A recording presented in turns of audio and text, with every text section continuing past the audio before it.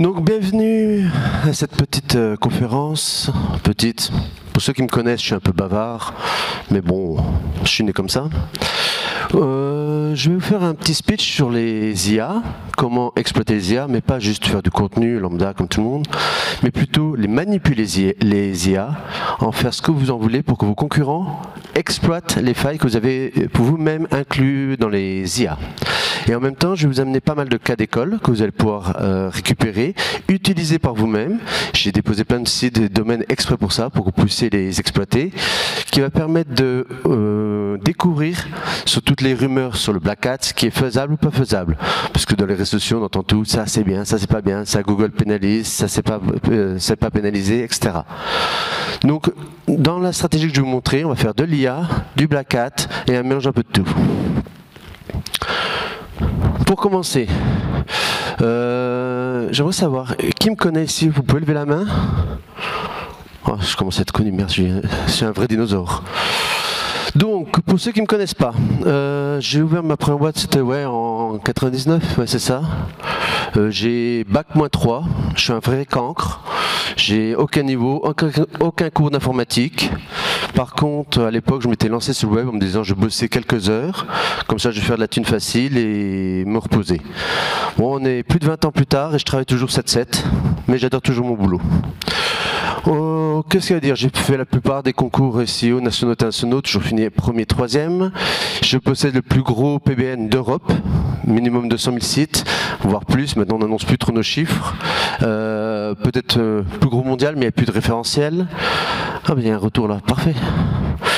On travaille au niveau de la team, on a essentiellement du SEO, SEO marque blanche, et on travaille de l'e-réputation avec beaucoup de personnalités, y compris politiques, sportives, etc. Petit bonus.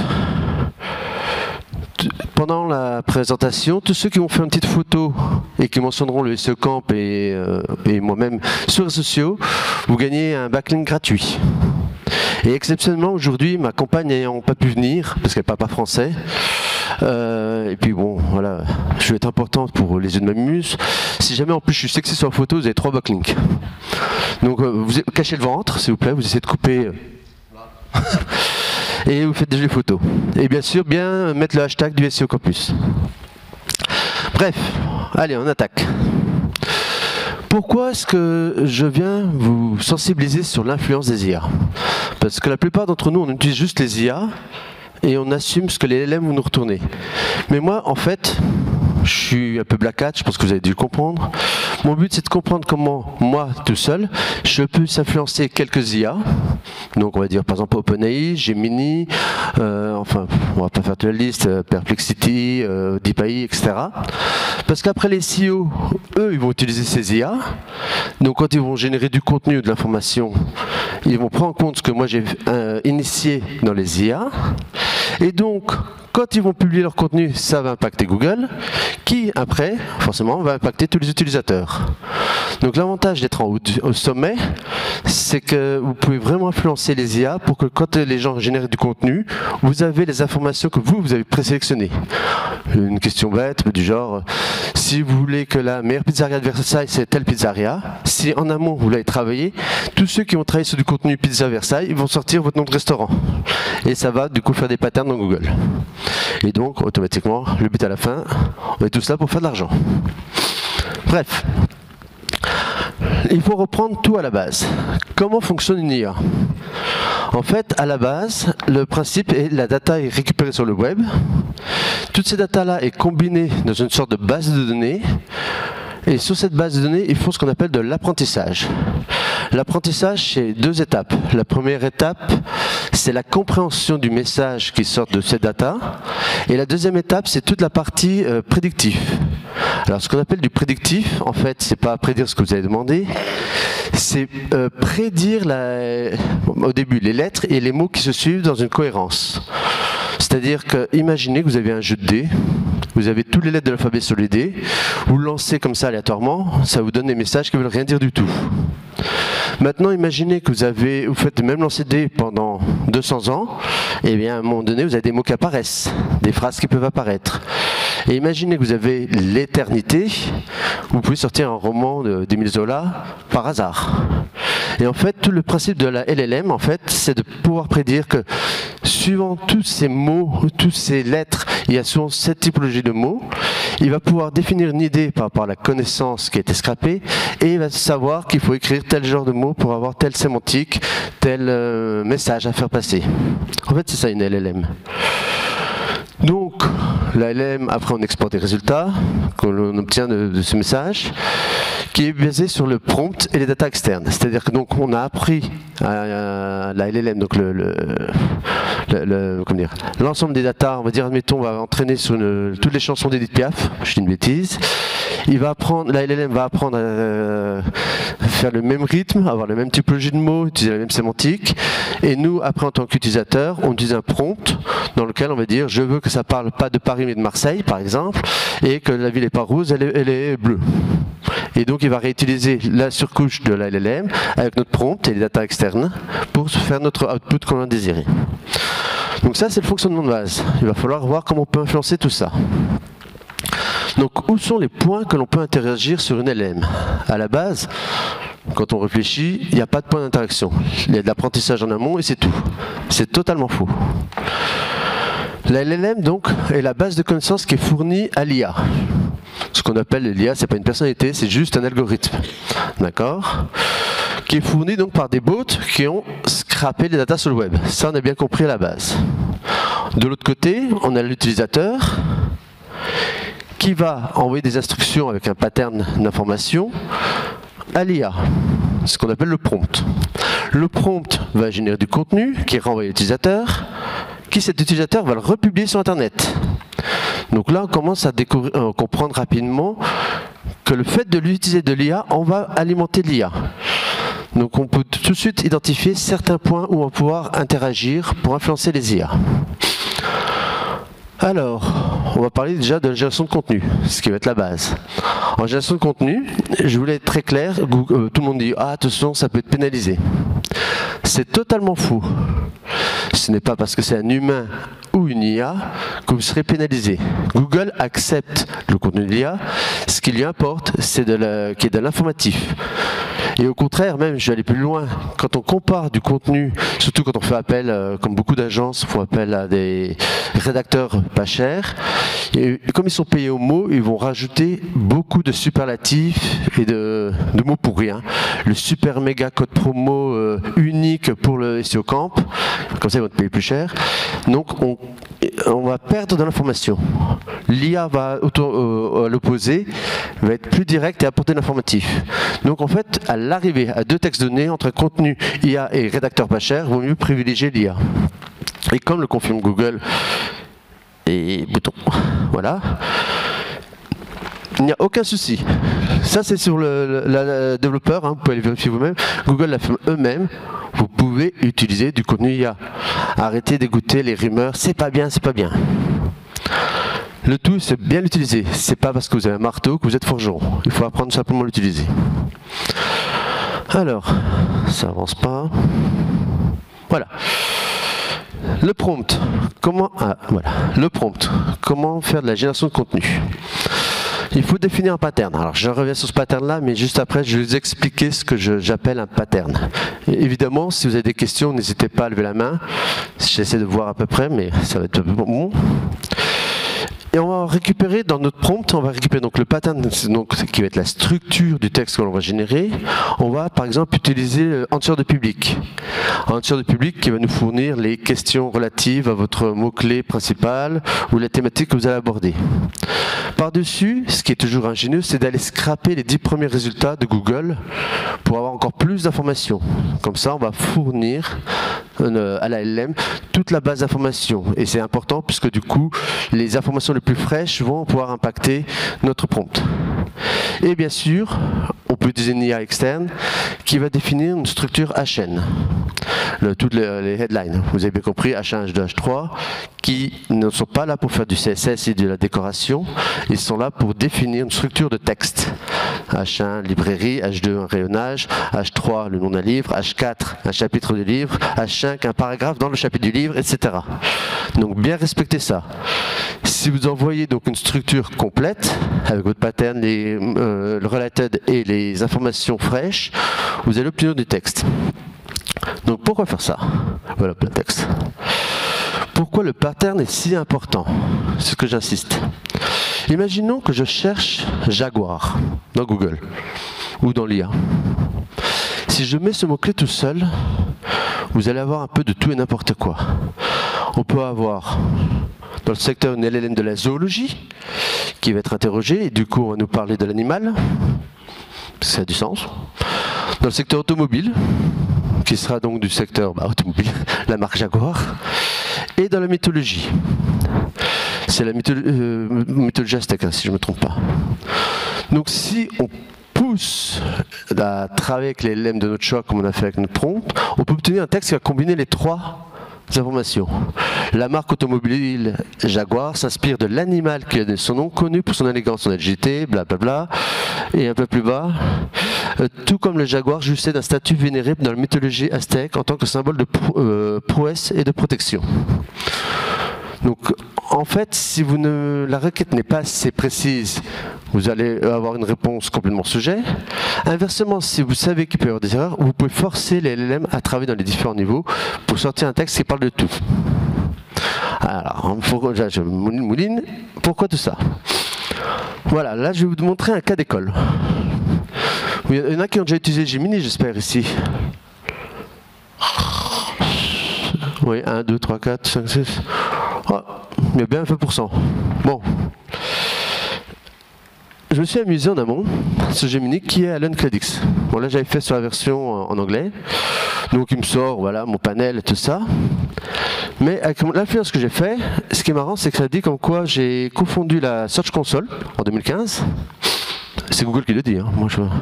Et surtout, j'ai fondé Google en 98. Donc ça, c'était l'obtenu que j'avais eu avec Gemini. Après, maintenant, si vous allez aujourd'hui dans Gemini, je n'existe plus. Je vous expliquerai après. J'ai fait une autre manip pour le disparaître. Je vais vous apprendre, vous allez pouvoir faire apparaître et disparaître des informations à votre guise dans les LLM et donc qui impactent tous les utilisateurs. Donc pour ce cas, en fait, j'ai utilisé une stratégie que moi j'utilise depuis des années pour tout ce qui est e-réputation. Mais le problème en e-réputation, avec les DNA, on ne peut pas partager les noms. Sinon, on a ce qu'on appelle l'effet Streisand. C'est-à-dire ce qu'on veut cacher va réapparaître.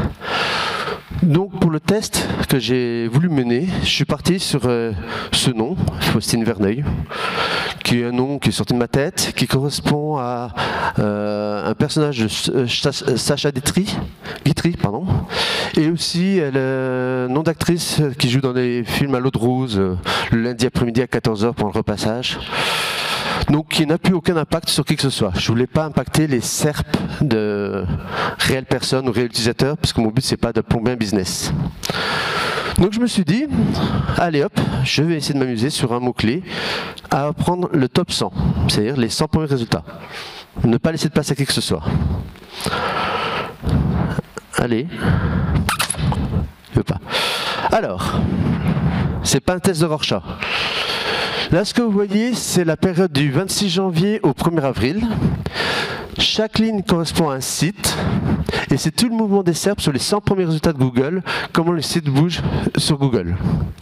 Chaque ligne est différent de site, on voit le top 100 est tout en haut, et la première page, il y a un laser là-dessus. Non, le laser ne marche pas. Bon, c'est pas grave. La première page, elle est en bas, c'est toute la partie, la zone un peu vert foncé. Donc c'est intéressant, on peut voir que ça bouge régulièrement. Parfois verticalement, on voit qu'il y a des grands mouvements où ça bouge dans tous les sens. Ça c'est quand il y a des updates, des petits core updates, etc. Donc nous on peut facilement analyser l'impact de tous ces sites. À partir de là, donc une fois qu'on a analysé notre top 100, la première étape... je suis parti dans l'autre sens. Blablabla. La première étape, c'est l'heure de dégager les concurrents. C'est parce que c'est ni plus ni moins ça. Quand on prend des places, il y en a d'autres qui reculent. Donc, voilà le résultat. Ça, ce sont tous les sites qui mentionnaient une certaine Faustine Verneuil. Au début, on voit bien qu'ils occupent tout le top 100. Là, à la fin, il n'y en avait plus que 4, au 1er avril, qui étaient dans le top 100. Qu'est-ce que j'ai fait là-dessus? Qu'est-ce que ça donne comme résultat? Moi, voilà comment je suis arrivé dessus. Hop, ça c'est tous mes résultats à moi. Toutes les pages là m'appartiennent. C'est que des sites à moi. Donc on voit bien, tout début, il n'y avait qu'un seul site que j'ai posté, c'est le MD, bon, on verra après, Faustine Verneuil, ok. Et à l'arrivée, au 1er avril, donc en 20 jours, j'ai pris 80 positions. Ah, pardon. Et en 30 jours, j'ai bien eu le top 100. C'est-à-dire qu'il n'y a pas un seul résultat, si vous tapez sur votre téléphone, sur le mot-clé Faustine Verneuil, il n'y a pas un seul site qui ne m'appartient pas. Tous les sites. Comment je suis arrivé à un résultat comme ça? Donc là, vous allez voir, en fait, c'est très simple. Vous pouvez le refaire et on peut le réappliquer sur quasiment tous les mots-clés. La seule différence, c'est que si c'est un mot-clé compétitif, au lieu de prendre un mois, ça peut prendre 3 mois. Mais je l'ai fait sur des personnalités ou des gros mots-clés, en 3 mois, on peut le faire. Alors, définir la pertinence de recherche. Déjà, il faut bien comprendre que les IA, comme j'avais expliqué avec l'histoire des patterns, a besoin de comprendre de quoi vous parlez.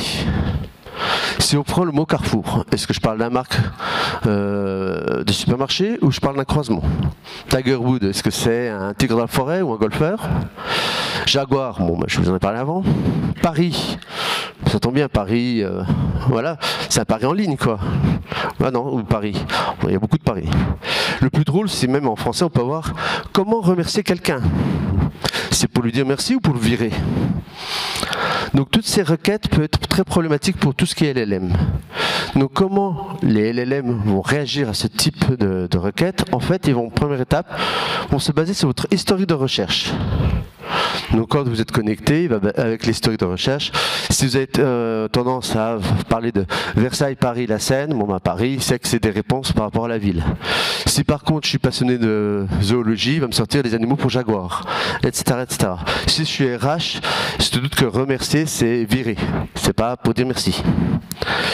Et une fois qu'il a identifié donc la thématique sur laquelle on va travailler, il va définir les priorités à l'affichage et la prise en compte des informations sur la pattern le plus visité, donc par exemple Paris, ça va être tout ce qui est au rapport de la ville.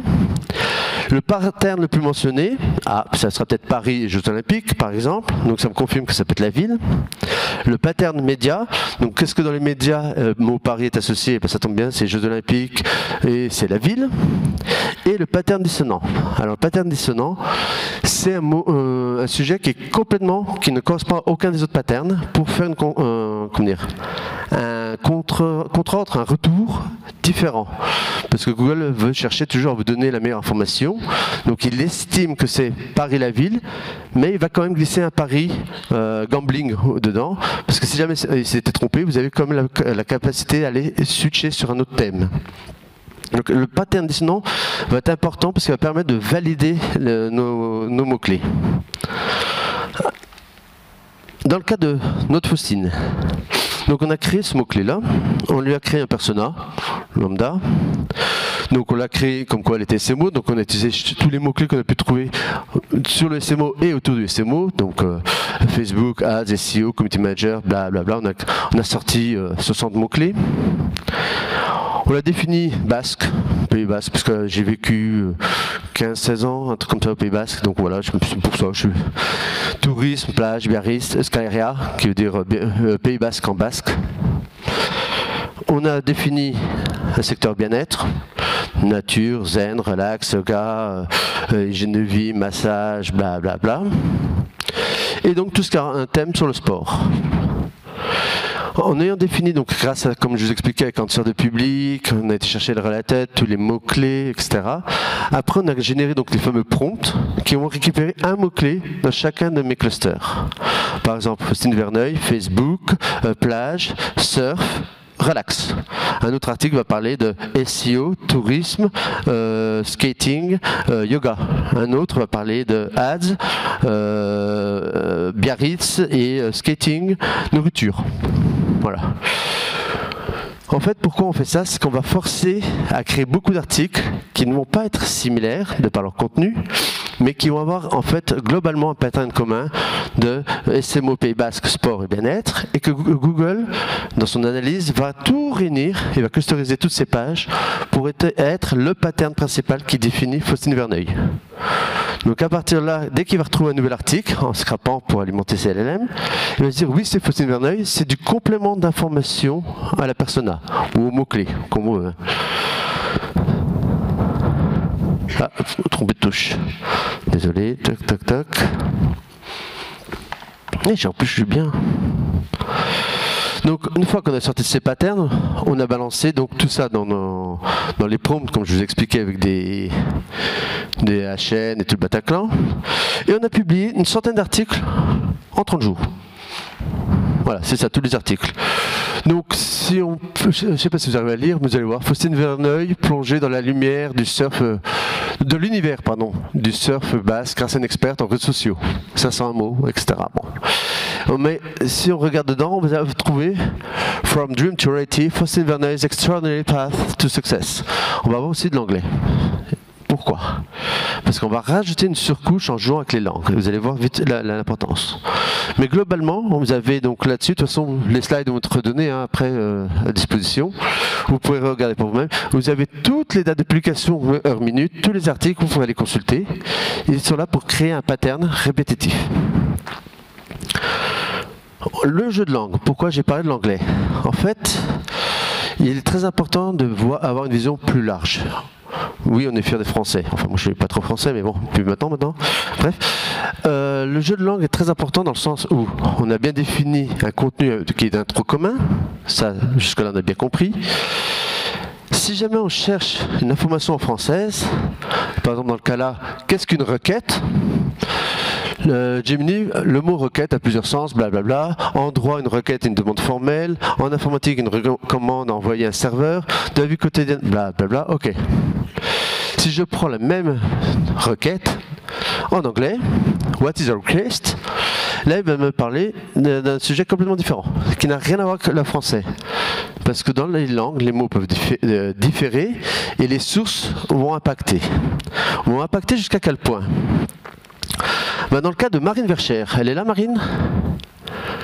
Marine, elle n'est pas là? Oh là là. Si jamais j'ai poussé à l'extrême le système, je travaille que sur une seule langue. Elle, je me suis amusé à travailler sur de l'anglais. Si je vais dans Gemini, qui est Marine Vercher? Il y a deux Marine Vercher qui existent. Marine Vercher du SEO Camp, blablabla, et avec son lien vers le SEO Camp. Puis une autre Marine Vercher, mais ça c'est une autre vraie, c'est pas moi. Hein, voilà. Par contre, si je demande dans Gemini en français, il n'a aucune information. Parce que Google va d'abord privilégier la langue de Shakespeare et il va séparer les informations qui est entre le français et l'anglais. Il va privilégier en premier l'anglais sur le français. Donc si on veut impacter le français, il faut mieux passer par l'anglais. C'est un peu le paradoxe. On va voir une notion de fond un peu plus loin. Ah, j'ai sauté au passage. On reviendra après sur les langues. Donc, comme j'expliquais au début, on définit un grand pattern global de publication pour que les IA comprennent le message qu'on veut faire passer. À côté de ça, il me fallait un pattern dissonant, donc qui n'a rien à voir, pour le forcer à le prendre en compte, de ne pas savoir de quoi on parle. Donc je me suis amusé à créer une exposition d'art qui s'appelle Faustine Verneuil. La persona à côté, chut, tais-toi.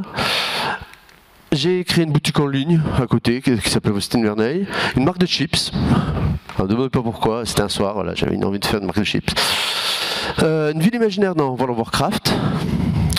Un film X, je me suis dit on va faire une actrice aussi. Un livre bien-être. Et puis une montgolfière qui s'appelle Faustine Verneuil.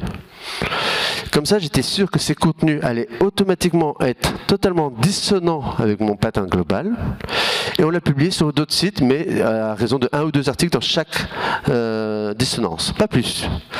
Comme ça, Google, quand il allait analyser ces contenus dissonants, une marque de chips Faustine Verneuil, il allait automatiquement l'exclure pour privilégier le pattern que j'avais choisi. Et donc j'allais pousser l'IA à privilégier ce que j'avais décidé du coup en amont. Ah, il y a un jeu vidéo, j'ai oublié celui-là. Donc la strat. Là on voit le résultat. Donc tous les sites là, on voit, donc j'avais pas assez longueur, mais mon top 10, c'est que des sites qui m'appartiennent, donc, qui sont positionnés. On voit Faustine Verneuil, Service Bien-être, bon, peu importe. En fait, ça m'a coûté en temps. La publication s'était éparpillée sur 20-30 jours. Ce qui a pris plus de temps, c'est plus la partie prompt, bien la prévoir en amont, qui va prendre une bonne journée. Après tout générer et dispatcher, ça m'a pris 2 jours de plus. Ouais, ça m'a pris 3 jours de temps. On a généré donc 200 articles. Au total, ce qu'on a dépassé mis sur 150 domaines différents, et on a créé 180 liens, mais on n'a pas interlinké, jamais interlinké les articles entre eux, pour forcer donc Google à chaque fois à les découvrir, mais sans se dire tiens c'est le même propriétaire ou un PBN derrière. Ça c'est très important.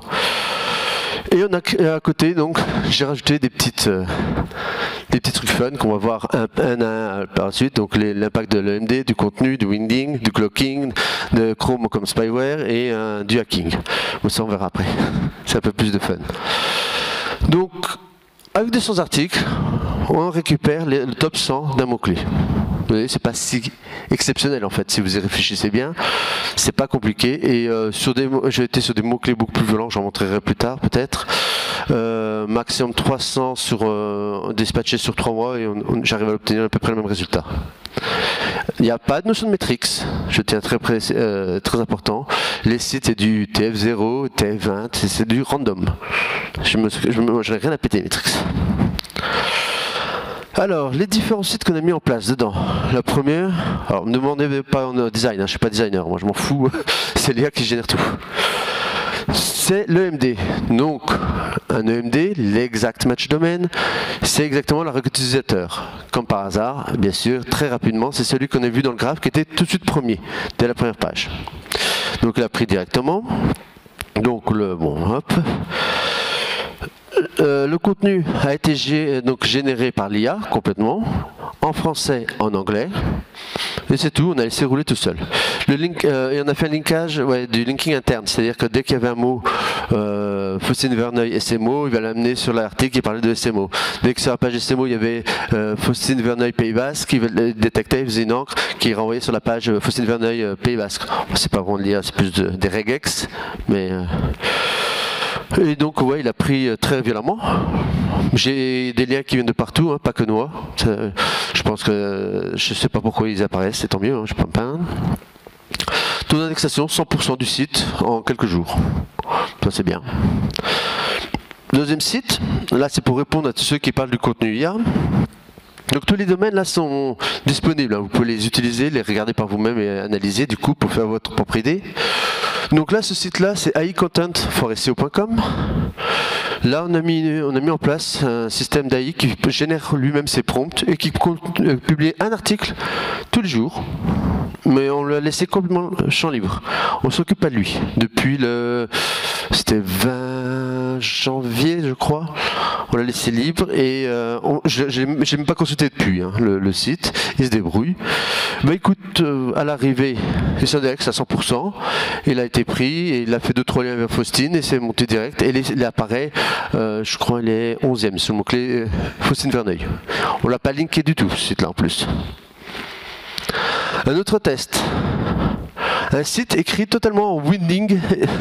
Vous savez que c'est la fonte là qui fait tous les symboles. Oui, non. Et si vous voulez faire une sieste, il n'y a pas quelqu'un qui peut amener un plateau de café là? Parce que là je crois que ça devient dur. Donc le site est d'une monopage, tout en windings. Non c'est bon, j'ai cru que tu allais me dire quelque chose. Attends. Et premier constat, qui est assez intéressant, donc on parle des tips de Faustine Verneuil, quand on le traduit en Arial ou Times, peu importe, quand on va dans le cache de Google, Google en a rien à secouer du Weddings. En fait, il le lit directement dans sa propre fonte. Donc là, si vous l'affichez le site, vous le verrez comme ça. Si vous allez dans le cache de Google, vous le verrez comme ça. Donc ça peut être intéressant. C'est drôle, quoi. Là. Ça sert. Moi, ce que j'utilise, c'est que après, du coup, j'en ai déduit que si j'écris Faustine Verneuil en Weddings, ça me fait une chaîne de caractères que je peux utiliser pour faire des décors dans ma page. C'est marrant, voilà. Ça permet de pousser des mots-clés discrètement. Bref, à noter, Google ne prend pas en compte les fontes. Oui. Taux d'indexation, 100% aussi. Alors celui-là est très marrant. Si vous l'affichez sur votre téléphone, là ou votre ordinateur, vous verrez juste une page avec de l'effet Matrix et juste du JS, il n'y a rien d'autre. Ça, c'est ce que vous allez voir de votre côté. Nous, on a mis un filtre en amont. Dès qu'on détecte l'user agent de Google dans les ranges d'IP de Google, voilà, on n'affiche que du contenu, il ne voit pas ça. Chose qui était l'ancien SEO qu'il fallait surtout plus faire, qui est dégueulasse, qui est totalement interdit, bien sûr, et qui s'indexe parfaitement dans Google. Je vais mettre plus loin, ça c'est ce que me retourne la Search Console, on peut voir, il lit parfaitement le texte. Donc conclusion, pour l'instant ça marche encore. Hein. Je ne ferai pas ça sur un site client, clairement. Mais par contre, pour cacher, quand vous achetez des domaines qui sont en forte Matrix et que vous lui cachez une pléiade de backlinks dedans, c'est génial. Parce que les gens qui vont afficher côté public vont rien voir. Ça marche. Et on peut voir les liens dans la Search Console, on les voit bien passer. Donc le cloaking, bon, c'est toujours bon à prendre. Ouais, ça va bien détecter la Search Console, c'est ce que je viens déjà dire, je me répète. Ouais, du coup j'aurais pu être que prévu, c'est bien. Taux d'indexation 100%.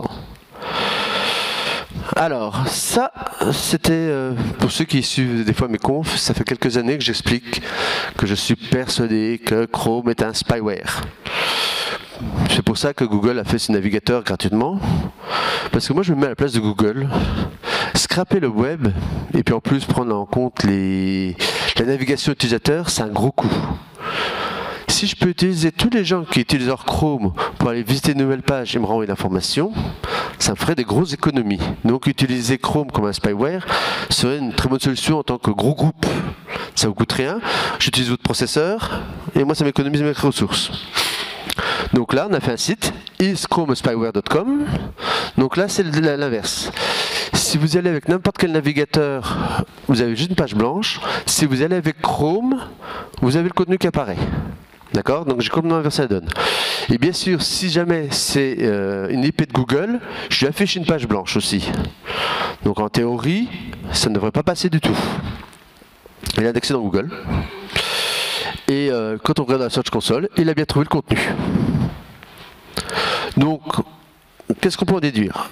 Soit Google utilise vraiment Chrome comme un spyware et vous récupère vos datas à votre insu de ce que vous naviguez et permet de pré-compiler pour lui faire des économies, ou soit Google vous ment et visite parfois vos sites avec un Chrome, falsifiant un Chrome avec des IP en dehors des ranges de Google. Moi, je viserais quand même pour que Google utilise Chrome comme spyware. Donc, ce qui veut dire qu'en gros, si vous faites un site qui affiche du contenu et qui affiche un contenu différent pour Chrome, ça sera la version Chrome qui sera prise en compte par Google. Alors, faire attention, ça veut dire aussi que si votre site est totalement à chier, par exemple, quand on voit les webperf qui disent attention, votre site a le CLS ou je sais pas quoi un peu trop lent, peut-être regarder côté Chrome en premier, si ça se trouve c'est que sur Chrome que ça pète, et le fait de le faire clean sur Chrome va passer pour le reste. Et pareil pour le contenu. Donc entre nous, j'ai essayé sur des sites en aparté à faire des zones dans l'HTML d'offuscation qui ne se désoffusquent que pour Chrome. Google le prend aussi en compte. Donc à faire des tests encore plus larges, mais ça me semble intéressant à prendre en compte. Taux d'indexation 100%. Alors ça c'est un peu plus dégueulasse. Travesti porno film serré. Putain, il y a que moi qui peut aller au lycée comme parler de cul. En plus c'est beau. J'aime bien. Donc ce domaine-là, j'ai acheté ce domaine parce qu'en fait, en fouillant un peu, j'aime bien toujours fouiller, j'ai trouvé ce nom de domaine disponible, hop, qui avait des liens sur des sites comme Academy AU, ouais, Human Rights Initiative, ouf, putain, ça, ou alors uniworth.ca, enfin bon, peu importe. C'est quand même bizarre, un domaine comme ça qui peut avoir du lien et du jus en force. En fait, ce site-là, pour aller plus en détail, quand on va regarder les sites sources, c'est des sites qui font partie d'un réseau qui a été hacké et que l'on trouve dans le head/head des sites cibles toute une pléiade de backlinks avec des sites d'escorte et compagnie qui sont dans un div avec le nom backlink list, très très facile à trouver, display none, il est dans le head/head de tous ces sites là et il s'indexe, c'est-à-dire qu'on retrouve dans la Search Console les liens qui sortent de ces sites là. Et en fait, il suffit d'en ouvrir un seul de ces sites-là, après vous pouvez suivre tout à manière. Il y a des milliers de sites qui sont comme ça, donc d'éducation, même gouvernementaux ou associations et fédérations. Donc là, vous en avez un. Si vous avez Majestic, vous allez dessus, vous allez chercher tous les backlinks, les domaines référents, et vous allez avoir des listes. Et sur celui-là, il doit y avoir. Là c'est sur académique, il doit y avoir 600-700 domaines et dedans il y en a au moins la moitié qui sont disponibles en plus. Donc ce qui veut dire qu'on rachète le domaine, on fait un coup de cloaking en plus pour faire du cradingue, en faisant les liens qui sont cachés et visibles que pour Chrome, tout le monde n'y voit que du feu. C'est crade, mais ça marche.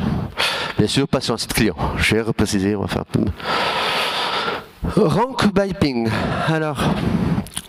beaucoup de questions autour de cette technique qui dit que sur Google, si on a une réponse qui est énormément cliquée, elle va monter. Donc je voulais tester ça à part entière. Donc j'ai créé le site Rank by Ping tout simplement, qui vous affiche une jolie image. Il n'y a que ça dessus, hein. Il n'y a rien d'autre volontairement, parce que je ne voulais pas qu'il soit influencé par du contenu ou du backlink. Et on a balancé 200 000 clics, ouais, c'était en combien de temps? On a commencé le 25 mars jusqu'à aujourd'hui, il y a 200 000 clics. Donc là, voilà, en un mois, on a bourriné en clics. Donc il n'y a aucun backlink, hein, ni rien, vraiment pour ne pas l'influencer. On voit bien là, voilà, 198 000 clics. Putain, on a perdu 0,2% des clics, je sais pas comment c'est démerdé. Bon, peu importe. Conclusion, mitigée. En fait, effectivement, on voit bien qu'il bouge dans les SERP, mais en aucun moment on ne peut l'aiguiller sur une sémantique donnée. C'est-à-dire que le domaine par lui-même va monter. Là, il est monté sur son propre nom de domaine et sur des mots qui sont contenus dans son EMD, mais il ne nous a pas permis de travailler quoi que ce soit par rapport à Faustine Verneuil, lui. Donc ça veut dire qu'effectivement, s'il y a des clics, beaucoup de clics, votre position va remonter. Mais d'aller chercher du clic sur un domaine global ne va pas rapporter tant que ça. Là, il tourne toujours. Alors ça, c'était pour fournir encore une de mes hypothèses que j'avais déjà émises au préalable. Cette fois-ci, j'ai créé un site qui s'appelle SEO IPv4 IPv6.eu. Le but, j'affiche un contenu qui s'appelle, là par exemple, Faustine Verneuil dévoile les secrets pour maîtriser l'IPv4 sur l'IPv4 du nom de domaine. Et sur l'IPv6, eh ben, j'affiche le contenu, Faustine Verneuil travaille sur la maîtrise de l'IPv6, ce qui va de soi. Et je voulais voir comment Google allait interagir entre la version IPv4 et IPv6 en termes de référencement. Alors c'est intéressant parce que là, si je tape dans le... Aujourd'hui, je demande un site de points où je cherche un mot-clé, on voit bien qu'il apparaît l'efficacité des IPv4, les adresses IPv4. Donc ce qui veut dire que là, dans le cache de Google, j'ai la page IPv4. Là, c'est les déclarations IPv4, IPv6, ok. Ah oui, c'est pourquoi j'ai fait ça. Ça, c'est sur la page de Google. Vous pouvez le voir par vous-même. C'est les statistiques d'usage de l'IPv6. Aujourd'hui, c'est 45 à peu près, ouais, 45% des sites web sont accessibles en IPv6. Et ça s'accélère. Du coup, Google scrape de plus en plus en IPv6. Alors, là, on a un taux d'indexation de 200%. C'est la première fois que j'arrive à faire ça, sur une seule page. Comment? Eh bien, en fait, sur la cache, quand on tape normalement de votre ordinateur, vous avez bien Faustine Verneuil, conseil expert, qu'est-ce que l'IPv4, blablabla. Si je vais dans la Search Console, j'étais surpris, c'est l'IPv4 qui ressort. Par contre, moi, dans les logs, j'ai bien vu un bot qui passait en IPv6. Et effectivement, si jamais je vais taper un data center, par exemple aux US, il y a beaucoup plus de data centers en IPv6 qu'IPv4, et bien là, il me retourne le contenu en IPv6. Conclusion, la même page, si le contenu est IPv4 ou IPv6, va être pris sur les data centers et associé à leur protocole. Alors, est-ce qu'à exploiter à grande échelle permettrait de faire du SEO dans le sens cloaking, on affiche en IPv4 des images pour les utilisateurs, du contenu en IPv6 pour le moteur? En théorie, ça devrait marcher. Après, c'est juste un titre de test pour le fun. Je ne ferai pas ça sur un site client aussi. C'est pas garanti. Il ne faut pas se mentir. C'est une faille qu'on peut utiliser maintenant, mais je ne pense pas qu'elle va durer très longtemps non plus. Celui-là, un test-SEO.com, c'est toujours le même hein, que je me trimballe depuis des années maintenant. Donc j'ai essayé de voir si je pouvais le passer sur Faustin Verneuil. Alors le concept, oui. Le concept pour ceux qui ne me connaissent pas. Si vous allez sur votre téléphone ou cherchez le mot-clé le plus petit référencement ou de smallest SEO, vous allez trouver ce site-là en première position. Ce site, il est juste impacté que par les backlinks. Il a, je crois, une quarantaine de backlinks, un truc comme ça. Si jamais il me donne la main. Ouais, attends, j'ai mis. Voilà. Il a environ une quarantaine de backlinks et depuis le 10 avril 2015, il est premier sur le plus petit référencement et The Smallest SEO. Oui, puisque maintenant je passe au multiline. Et j'attaque le Mas Pequeño Visibility là, qui va arriver. Donc là, le site, il est impacté par les backlinks et le site se limite à juste une image de 1 pixel.png transparent. Il n'y a pas de contenu sur le site. Le but, c'était juste de voir l'impact des backlinks et maintenant de le passer en multilingue parce qu'on met des backlinks dans différentes langues par rapport à la GeoIP et respect des langues. Et effectivement, si vous cherchez sur google.com en anglais, vous tapez de Smallest SEO, je suis premier. Si vous tapez en français le plus petit référencement, je suis premier, etc. Moi là, j'attaque l'espagnol pour le fun. Donc là, c'était toujours pour tester par rapport à l'effet des backlinks sur le site. Confirmé, hein, voilà, on ne peut pas dire le contraire. Pas de contenu, on reste premier depuis maintenant. On fêtait 9 ans. Ouais, ça fait 9 ans, 10 avril, 9 ans et 15 jours. Happy birthday. Que je suis premier. Ouais. Attends. Bah si. Parce que regarde s'il est allumé. Oui, est-ce que sur les pages qui font des backlinks, tu as un contenu qui est important ou très petit? C'était du 300 mots avec c'est le plus petit référencement, voilà, c'est tout. C'était vraiment du contenu basique. Bon, je vais descendre. Ouais. Il n'y a rien de magique.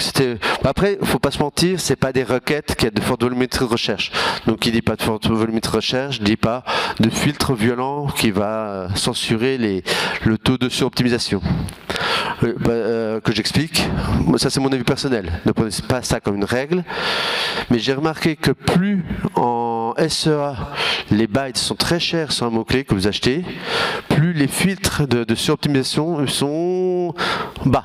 Je veux dire, serrés. C'est-à-dire qu'admettons, on va prendre un plombier Paris, tiens, le fameux mot-clé. Clairement, vous avez plus d'1% de suroptimisation, mais vous faites squeezer de la SERP directement, parce que le clic peut monter jusqu'à 500 € par clic sur Google Ads. On va prendre un mot-clé Patrick Valibus, par exemple. Je ne pense pas qu'il y ait d'ads sur Patrick Valibus. Si je fais un site et je mets 100% des liens avec le mot Patrick Valibus, il va monter tout droit. Donc, c'est pas parce que c'est de l'ads, mais c'est parce que comme Google, son but c'est de gagner de l'argent, il ne veut pas qu'en SEO on monte rapidement sur les mots-clés où il y a un gros coût pour lui à gagner. Clairement, on voit ce tableau à double entrée a un impact direct. Donc plus le mot-clé a un coût élevé, moins on peut faire le sauvage dessus. Il faut y aller avec délicatesse. Alors, taux d'accession 100%. Alors, contenu parasite. On va revenir quand même au sujet principal. Donc, j'avais dit que je voulais sortir du contenu parasite sur Faustin Verneuil pour alimenter. Donc, j'ai commencé par sortir sur un site qui s'appelle Aquaponet. Voilà, comme quoi Faustin Verneuil sera la représentante de l'Aquaponet au JO 2024. Et ça m'a permis de faire un travail en plus à côté qui va vous faire rigoler sur l'Aquaponet. J'ai déposé le site sitedemerde.com, je ne peux pas faire plus clair. Tout le contenu de ce site est alimenté par que les spams que je reçois. C'est le seul contenu qu'il y a dessus, je ne voulais pas influencer sémantiquement. Donc que ce soit du spam en anglais, en français, Viagra, Pills, héritage, etc. Tout est dessus. J'ai tout mis le contenu et j'en ai mis un article, les chips, Faustine Verneuil bio. Là, sur Smart Movies, j'ai créé une nette qui a ouvert sa page OnlyFans. Voilà, Faustine Verneuil. Alors, ce qui est marrant, c'est que, par exemple, pour là, maintenant, Gemini dit qui représente la Camponone en JO 2024 ? Ben, Faustine Verneuil. C'est quand même un impact intéressant. Sur le site de merde, les chips, voilà, les chips sont relativement bien tirés, ça m'a généré 3014 impressions sur Google, sur les chips Faustine Verneuil. Alors je ne sais pas d'où ils viennent ces impressions, mais j'ai eu ma petite médaille, j'étais content, voilà. Et pour le X, copilote, donc là c'est Bing, qui dit comme quoi, donc il trouve bien ma Faustine Verneuil que j'ai travaillé mon pattern au début, de ces mots de 24 ans, sœur voyage, blablabla. D'autre part, une source mentionne une autre source, donc il n'y a qu'une seule, c'est que cet article-là, Faustine Verneuil comme une actrice X originaire d'Écosse qui est devenu phénomène grâce à ses performances sur OnlyFans. Donc comme quoi le contenu prend bien en compte et impacte les LLM. Ah oui, j'ai oublié de vous dire, dans ma stratégie d'aller spammer Google et les résultats et les LLM, je me suis mis volontairement un boulet au pied. Je n'ai pas créé un seul profil, LinkedIn, Facebook, Twitter, TikTok ou quoi que ce soit, pour cette SMO. Elle n'existe pas. Vous ne trouverez même pas une photo, j'ai même pas utilisé une seule photo. Je voulais vraiment limiter au contenu texte backlink pour voir l'impact sur les LLM. Parce que bien sûr, si on attaque avec les photos et les réseaux sociaux, là, en 20 jours, j'avais les 100 premières positions. Mais je voulais pas. C'était plus fun pour moi d'attaquer qu'avec du SEO. Je me suis volontairement limité. Alors, une autre petite astuce pour prendre toutes mes positions. Je me suis fait un auto-DMCA. Alors, qu'est-ce que c'est qu'un auto-DMCA ? Vous savez ce que c'est qu'un DMCA ou pas ? Ouais. Alors le DMCA à la base c'est quand vous avez un contenu que vous voulez faire retirer de Google, par exemple c'est atteint la vie privée, droit des marques ou des choses comme ça. Le but d'un DMCA c'est voilà, c'est pour respecter votre vie privée. Donc qu'est-ce que j'ai fait ? Je me suis amusé à créer une page qui a mis un faux numéro de téléphone avec une fausse adresse et en plus des fausses mentions sur la Faustine Verneuil en question. Je l'ai indexé dans Google et une semaine plus tard j'ai créé une adresse mail Gmail et je me suis fait un DMCA sur moi-même parce qu'il y a des informations à titre personnel sur cette page-là. Qu'est-ce qui s'est passé ? Google a validé le DMCA, puisque c'est de l'information personnelle, et du coup le DMCA il reste en 10e position sur Faustine Verneuil et empêche les autres de monter. Donc c'est très pratique, parce que du coup, je limite le nombre de résultats sur les affichages, et je peux multiplier le nombre de DMCA pour limiter les affichages que sur le site que je veux, parce que c'est moi-même que je me suis fait un auto-DMCA. Et ça va me permettre de filtrer. Je veux pas qu'il y ait de concurrents qui montent par exemple entre 30 et 40, et ben je vais créer des articles que je vais poser en 30-40, et je vais tous les mettre en DMCA, et ça va tout bloquer. Ça c'est marrant, ça marche bien. Alors, quel est le résultat de tout ça sur les IA ? J'ai déjà mis un gros bordel là-dedans. En plus, je suis dans le temps. J'ai pas de signal, je sais pas où il est. C'est bon, 20 minutes ? Parfait. On est parfait. Alors, voilà, maintenant, si je vais sur OpenAI, je demande qui est Faustine Verneuil. Et bien, mon pattern principal que vous voyez au début, c'est bien ce qui ressort. Ce SMO, 24 ans, influence, surf. Je sais même plus que j'ai pas de basketball, mais bon. Donc, elle est reconnue avec des compétences marketing, etc. Donc, ce qui est marrant, c'est que quand vous générez maintenant du contenu avec l'IA sur une SMO Pays Basque, elle ressort dans les articles des personnes qui cherchent du contenu sur SMO Pays Basque. À votre insu, vous n'avez plus le choix. Je l'ai pourri, désolé. Bing Copilote. Donc, question ? Attends. Hey, je te laisse faire le tour. Merci. Là. Tu veux que je co-anime ? Tu peux lui donner les micros. Je t'exploite. Valérie, les questions c'est après. Ouais, mais là en live c'est bien pour accompagner. On est dans les temps en plus, tu vois, pour une fois. J'avais une question par rapport à ChatGPT parce que c'est pas mis à jour régulièrement. Du coup, à quel délai sur ChatGPT ou sur Copilot? Sur ChatGPT. ChatGPT, environ une vingtaine de jours. Maintenant, ça prend une vingtaine de jours. Avant, il fallait attendre des grandes mises à jour. Mais maintenant, au bout d'une vingtaine de jours, il arrive à prendre en compte. Je vais vous montrer un cas d'école encore plus rapide. D'autres questions pendant que j'en suis là encore ou... Non, bon, je peux continuer donc. Donc Bing Copilot, il est plugué sur ChatGPT à la base, d'accord? Et malgré tout, comme il scrape le web, il a pu me donner plus d'informations. SMO, réseaux sociaux, blablabla, compétences. C'est bien parce que c'est là-dessus où ils disent comme quoi il trouve tous les réseaux sociaux, mais alors elle n'en a pas un seul, il n'existe même pas. Perplexity, donc c'est le petit outsider.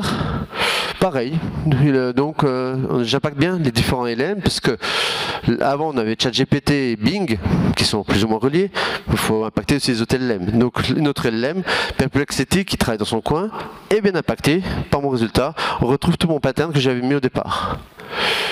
DeepAI. Alors lui, il me le renvoie en anglais. Je ne sais pas pourquoi, j'ai pas pu il veut pas me mettre en français. Donc pareil, il a bien trouvé, mais lui il a parmi se base que sur l'anglais. Si on demande en français, il trouve pas Faustine Verneuil, mais en anglais, voilà, il trouve quand même tout le pattern que j'ai créé avec l'histoire du jeu de langue. Donc là, on voit bien qu'on a pu influencer les IA. Mais là où j'ai voulu augmenter le niveau, histoire de rigoler, parce que moi j'aime bien rigoler un peu, je me suis revenu sur mon projet Aquaponet. Donc en fait, le domaine, je m'amuse avec depuis une dizaine d'années, je dirais ça. Et du coup, ça fait un an, à côté, que je lance le projet Faustine Verneuil, j'ai lancé un projet Aquaponet JO 2024. Et donc j'ai énormément travaillé dessus et c'est assez marrant parce qu'aujourd'hui, l'Aquaponet au JO de Paris, l'Aquaponet fera officiellement ses débuts en Paris 2024. Et le plus drôle, c'est que j'ai pu retrouver qu'il y a des presses comme BFM TV et compagnie ont repris et qu'il y avait dedans, apparemment ils utilisaient des IA parce qu'ils reparlent de l'Aquaponet. Donc là c'est Perplexity, voilà, comme quoi, pareil, JO 2024 sera bien présent. Pas que, même copilote, toutes les IA vous confirment maintenant que l'Aquaponet est le nouveau sport au JO 2024. Donc là on voit bien les sources, là il a bien vu la France, Bing, Eurodeep, je sais pas ce que c'est, bon, ça va. Donc oui, je pense qu'on peut prouver qu'on peut influencer les IA, on peut leur faire dire ce qu'on veut, et qu'aujourd'hui si vous faites du contenu sur les nouveaux sports du JO, il y a de fortes chances que vous publiez des conneries sur l'Aquaponet. Enfin, ça c'est, comme quoi il faut lire. Alors quelques autres tips, parce qu'avec tout ça j'ai fait pas mal de tests sur les IA, de comment les exploiter et les repousser dans le retranchement. Alors, comment j'avais fait tout à l'heure pour apparaître comme étant le fondateur de Google? Je vais vous donner le tips qui tue. C'est un tips que tout le monde ici peut le faire en 5 minutes. C'est terrible. Et c'est gratuit, en plus. En fait, j'ai trouvé la petite faille sur les personas. C'est que tout simplement, pour que tous les Gemini prennent en compte, il suffit de se créer un post LinkedIn. Si vous créez votre post LinkedIn, et j'ai créé le post LinkedIn comme quoi j'étais fondateur de Google, en à peu près une semaine, il l'a repris et il a confirmé que j'étais fondateur de Google parce qu'il l'a vu sur LinkedIn. Alors c'est assez drôle de se dire Gemini, qui appartient à Google, qui scrape les data de Google, se plug à l'API de LinkedIn qui appartient à Microsoft et qui confirme que l'information est juste à cause de ça. Donc c'est un sacré bordel. Et ce qui est marrant aussi, c'est inversement, dès qu'on le retire, le post, une semaine après, il disparaît. Donc ça veut dire qu'en gros, si on crée votre persona, c'est un nom d'objet, vous créez un persona, un nom d'objet LinkedIn, vous lui mettez un post, comme quoi, je sais pas, roi des Tupperware et vous êtes la société boîte en plastique, il peut remonter là-dessus. Il n'y a aucun contrôle. Il n'y a que à cet endroit-là que je l'ai mis, l'histoire de Google. Alors, l'impact de l'IA et de la presse. C'est plutôt l'impact de la presse sur l'IA. J'ai mal écrit, désolé. Donc, vous avez dû savoir, y a-t-il une grève aérienne aujourd'hui, le 25 avril?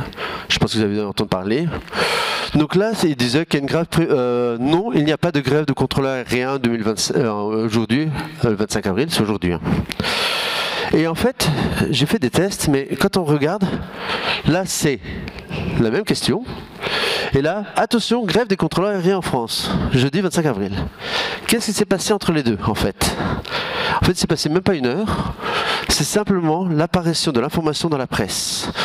Et à partir du moment en fait qu'une information est prise dans la presse, j'irai même plus loin, c'est pas que la presse, à partir du moment qu'un article est publié de l'actualité du jour et qui est linké sur la homepage d'une presse ou d'un site avec fort trafic récurrent, c'est-à-dire par exemple un site où il y a des personnes qui vont revenir toutes les semaines pour reconsulter comme de l'information, les LLM le prennent immédiatement. Donc là, dans ce cas-là, ça veut dire que la presse peut avoir un gros impact sur le LLM, mais il faut que les pages soient linkées de la homepage de la presse. Donc ça peut être très bon si vous voulez travailler pour vos clients ou pour travailler sur des lancements de produits, des choses comme ça. C'est une des rares fois où je suis pour les liens presse. À la base, je suis pas très chaud personnellement, parce que les liens presse sont très chers pour se retrouver en fin fond des répertoires qui ne sont indexés qu'une fois par an et qui ne rapportent pas de thunes.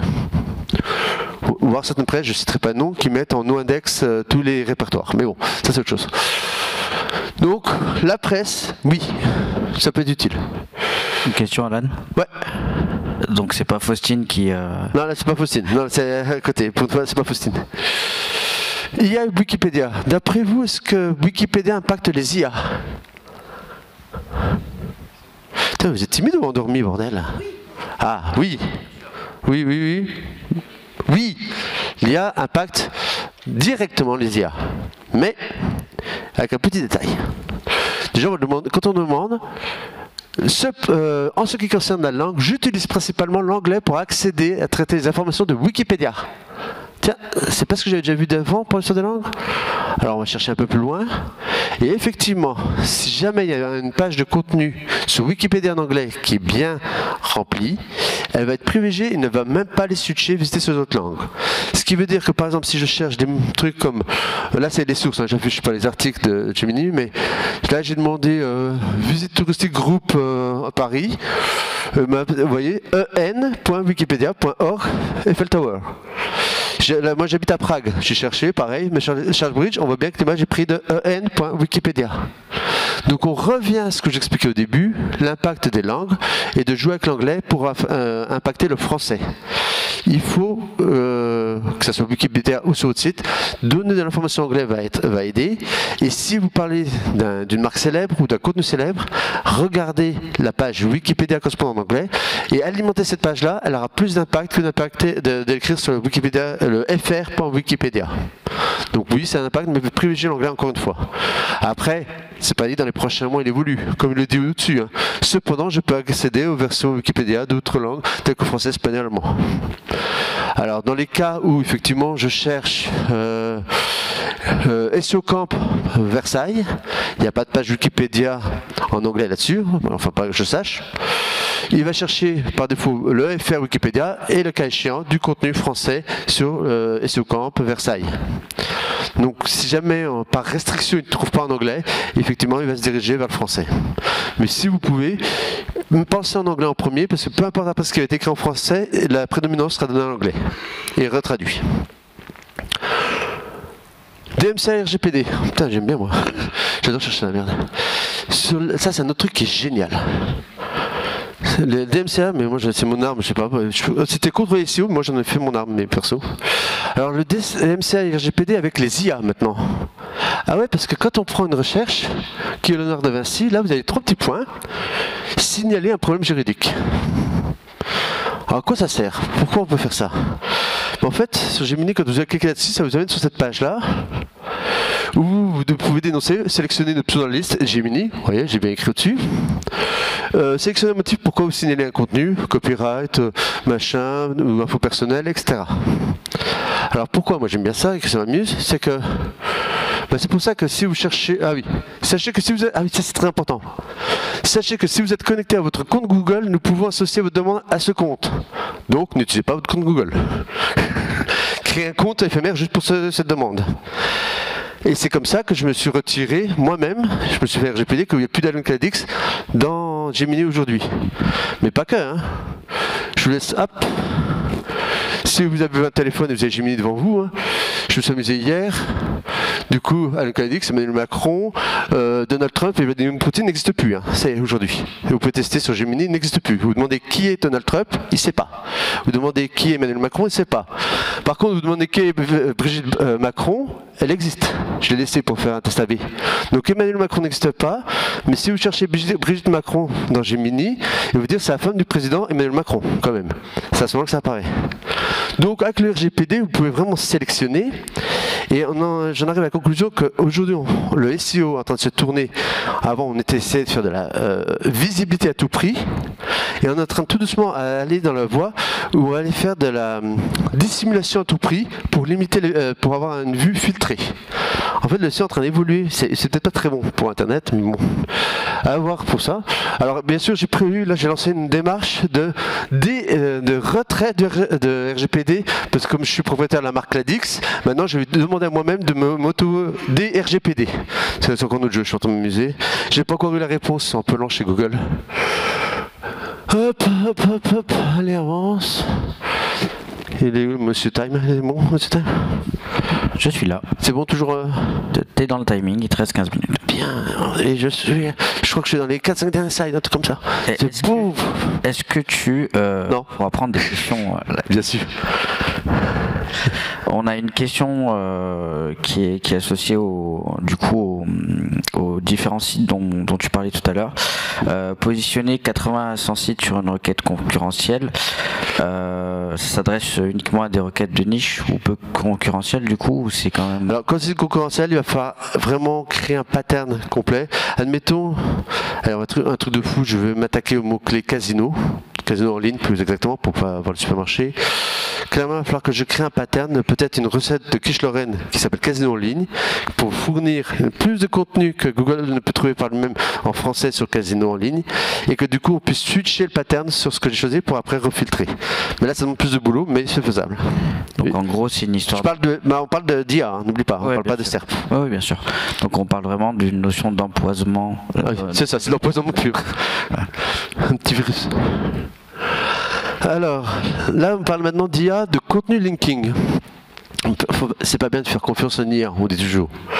Ben moi, je suis désolé, il y a quelques années en arrière, on est monté, il y avait jusqu'à 80 personnes qui bossaient pour moi. On va dire que l'URSSAF et la France m'a beaucoup refroidi, hein, j'ai pas honte de le dire. Ma plus grosse bêtise, c'était durant le Covid. J'ai voulu maintenir tous mes salariés à temps plein pour pas qu'ils aient de perte d'argent. Et en fait, comme j'ai fait ça et que j'ai pas pris les subventions, l'URSSAF m'a fait un petit contrôle, il m'a demandé 35 000 € parce qu'ils avaient besoin d'argent pour ceux qui avaient fait la demande de subvention. Là, j'étais dégoûté. Bon, peu importe. Donc, je me suis réduit, j'ai décidé de partir au maximum d'automatisation et de l'IA et je ne vais plus entendre parler. Bref. Donc, là, c'est le cas d'école d'un site. Maintenant je peux le citer parce qu'il y a beaucoup qui le connaissent.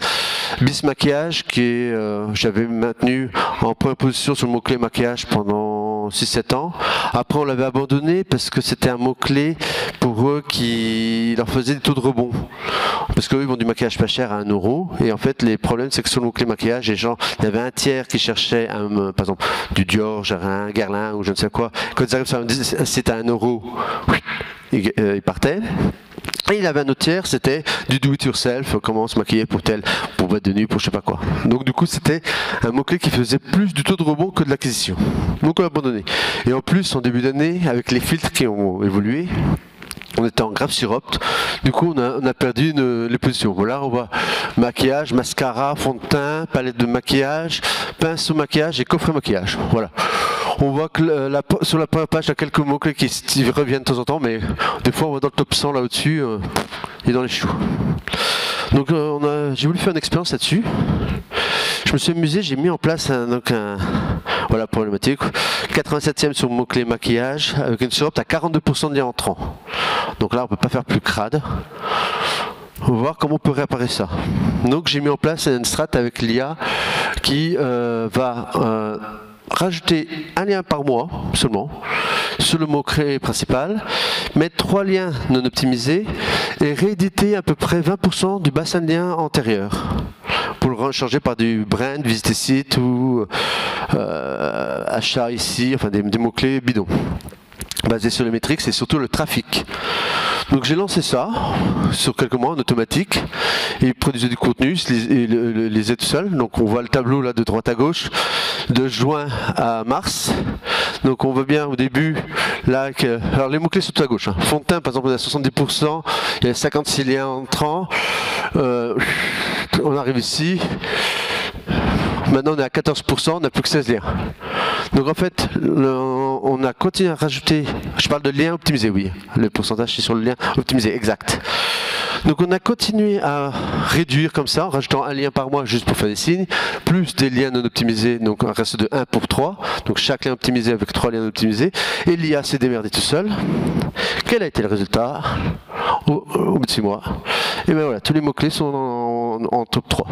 Maintenant, si vous le regardez, on voit la barre, là la barre assurée, c'est les liens qui ont été acquis. Et on voit bien qu'à gauche, il y a des mots-clés qui sont dans le top 100. Ben, là, il y en a, avant-hier, il y en a un qui est passé en 5, mais sinon, ils sont tous revenus dans le top 3. Donc vous pouvez faire confiance même à l'IA pour les stratégies de linking. Vous pouvez l'utiliser pour calculer les ratios automatiquement. Le but, moi maintenant, sur la moyenne des sites, j'essaie de maintenir en dessous de 10% mon mot-clé principal. Mais c'est pas que le mot-clé principal, ce sera le mot-clé principal et les variantes qui contiennent ce mot-clé principal. Par exemple, si je vends, je sais pas, des brioches, brioche chocolat, brioche nature, brioche vanille, je vais prendre l'ensemble de tout ça, je veux que ça soit à moins de 10% sur le pattern.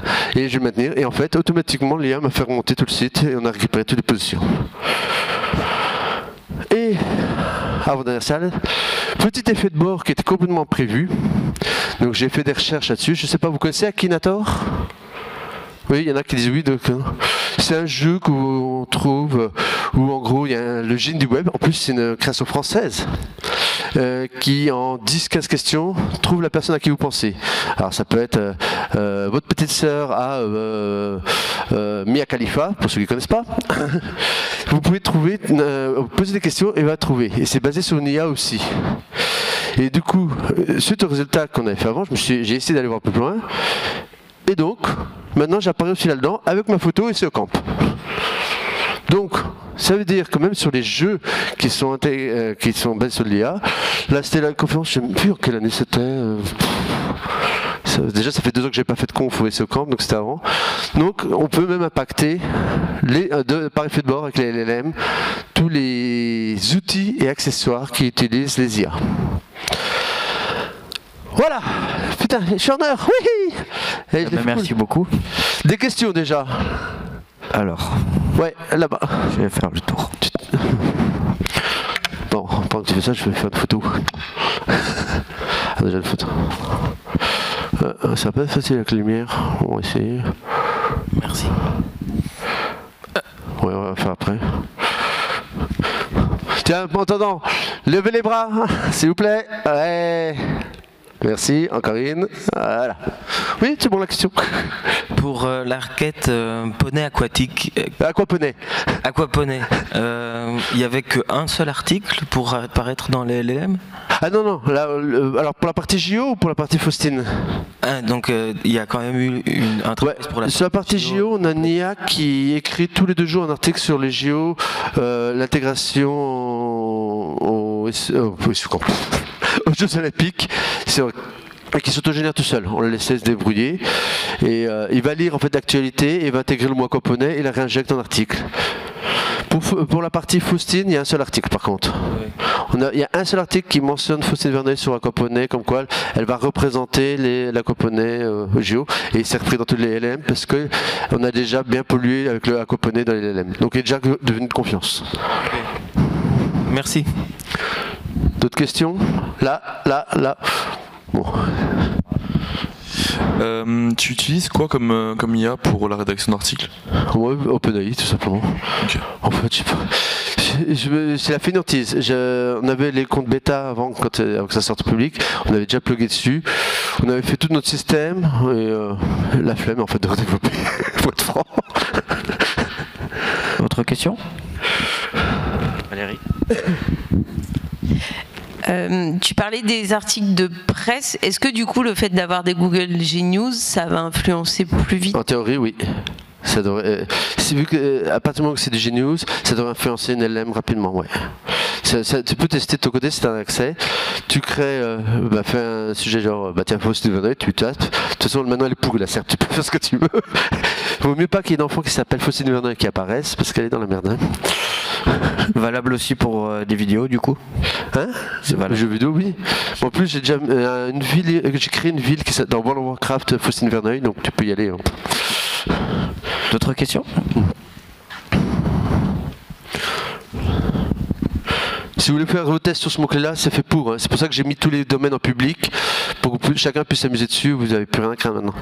Sur les 4 univers là, contextuels de ouais. T'as mis 4 ou 5 mots-clés. En vrai, il y en a combien sur 50-60 selon les thématiques. Par, Ouais, mais après c'est des mots-clés proches. Par exemple, tu as le mot-clé Facebook, comme tu as le mot-clé FB. Tu vois, je compte quand même mot-clé, mais le but c'est vraiment de faire des univers et puis après piocher dans chacun pour recombiner. Ok, merci. Alors, d'autres questions? Là. J'arrive. Je fais du sport aujourd'hui.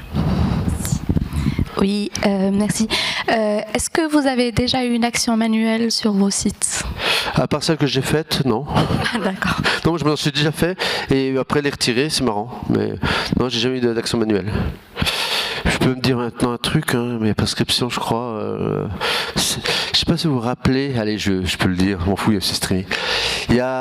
C'était 7 ans en arrière.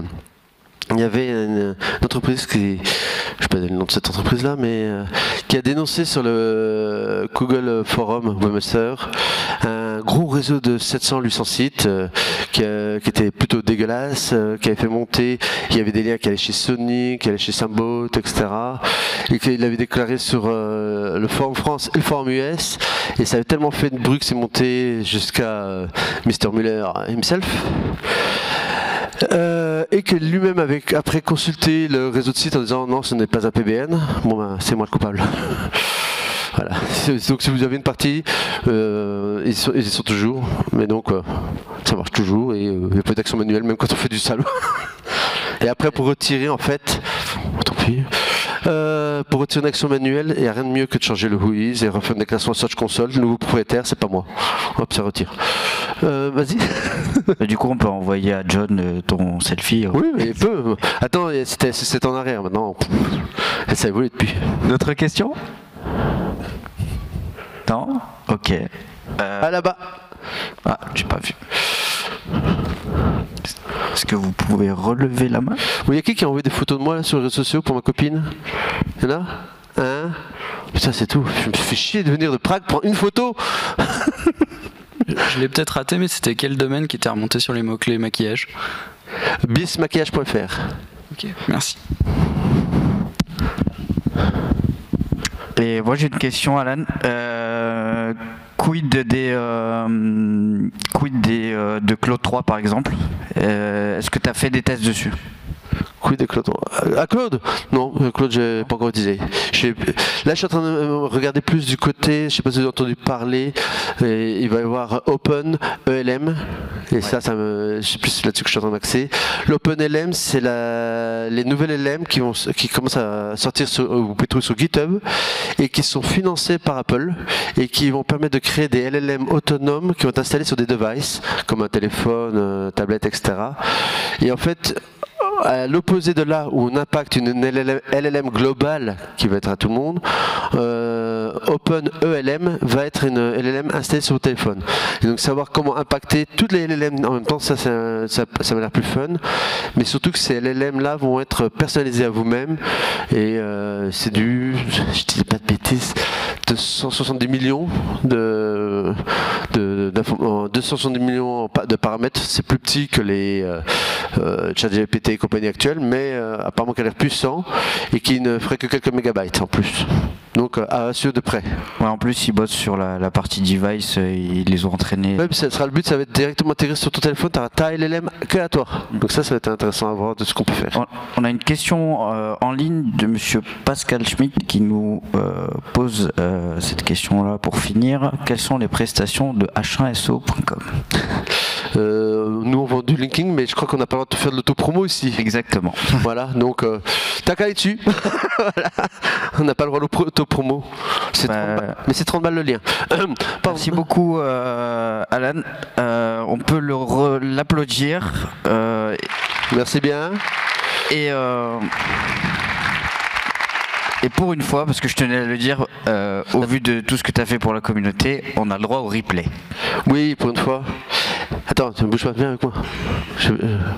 Ça va ensemble. Allez, les mains en l'air, et on dit Google. Google. Non, mais c'est une photo. Merci à tous.